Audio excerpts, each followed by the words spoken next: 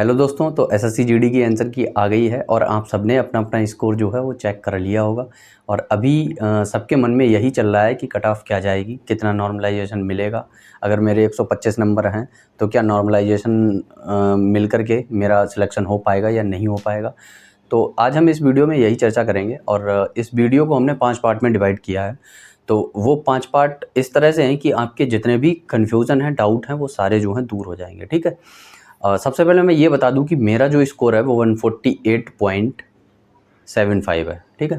Video जो होगी वो हमारी 5 पॉइंट पर घूमेगी। पहला है स्टूडेंट्स का डाटा, सबसे पहली बात। दूसरी बात normalisation. Number 3 cut off. Number 4 कौन तैयारी करे और कौन तैयारी नहीं करे, ये भी बहुत ज़रूरी है। Number 5 final decision. ठीक है, जो कि आपका होगा। ओके।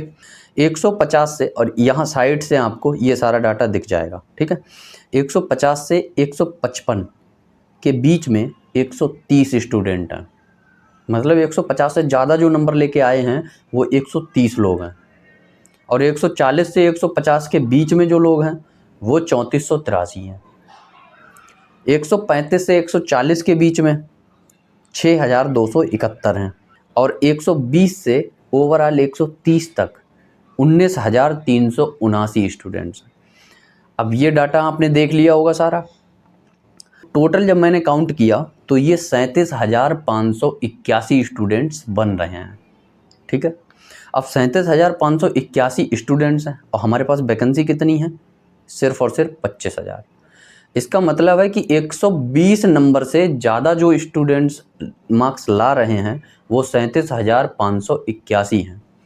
अब ये तो RWA के चैनल से इतना डाटा मिला है, और भी बहुत सारे चैनल हैं तो उनसे भी तो लोग जुड़े हुए हैं, तो वहाँ भी लोगों ने अपना डाटा फिल किया होगा। हो सकता है कुछ बच्चों ने डाटा फिल किया ही ना हो, ज़्यादा मार्क्स हों उनके, है ना।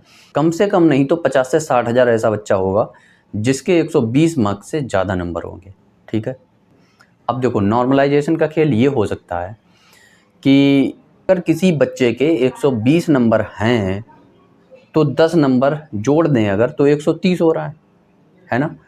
अब 130 हो रहा है तो क्या वो कट ऑफ क्रॉस करेगा जो फाइनल होगी? 130 पे फिजिकल की तो आराम से क्रॉस होगी 100%।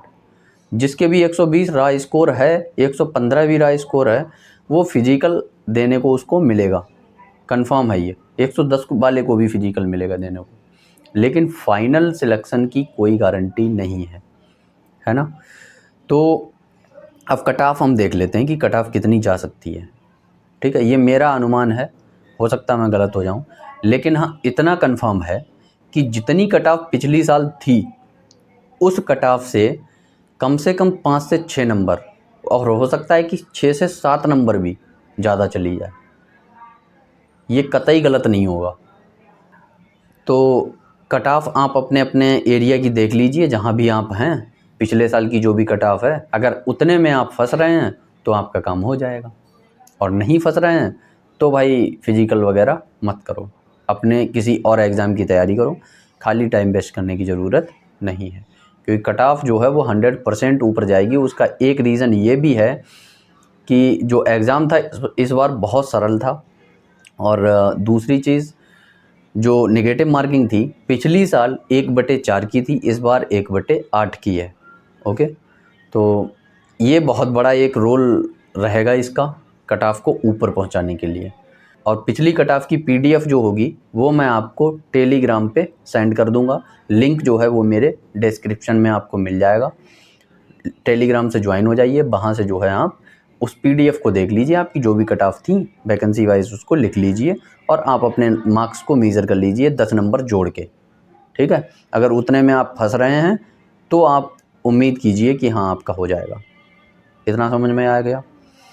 तो ये हमारा कट ऑफ का भी हो गया, नॉर्मलाइजेशन भी हमने देख लिया।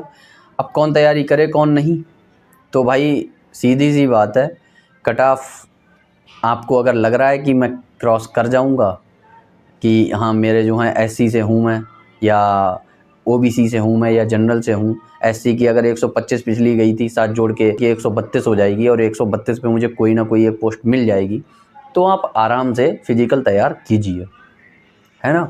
लेकिन मैं ये तब भी कंफर्म कहूँगा कि जिसके भी 120 और 115 नंबर हैं वो डाउट में है ना।